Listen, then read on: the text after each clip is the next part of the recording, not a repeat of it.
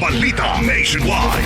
Kabrigada, minomonitor ngayon ng Philippine Coast Guard ang isang Chinese research vessel na dumaan sa katubigan ng Pilipinas.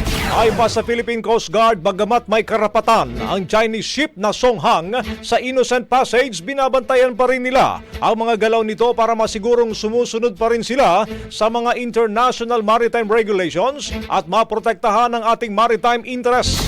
Samantala sa kapiyan sa Manila Bay Forum, sinabi pa ng Philippine Coast Guard, partikular ni spokesperson for the West Philippine Sea, Commodore J. Tariela, huling namonitor ang barkong ito sa layong 58 nautical miles silangan ng Aborlan, Palawan ngayong umaga.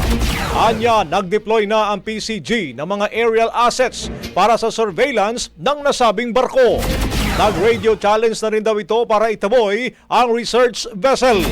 Sa latest post ni Sea Light Director Ray Powell, makikita ang ruta ng naturang research ship.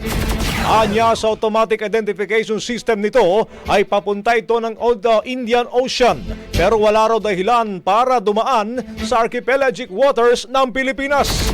Tingin din ni Powell na lahat ng mga barko ng China ay mayroong dual use, kabilang na ang posibleng pangangalap ng intelligence. Bagong-bago, Brigada Balita Nationwide. Ang bahaging ito ay hatid sa atin ng DriveMax Herbal Capsule. Lalaking angat, tumatagal.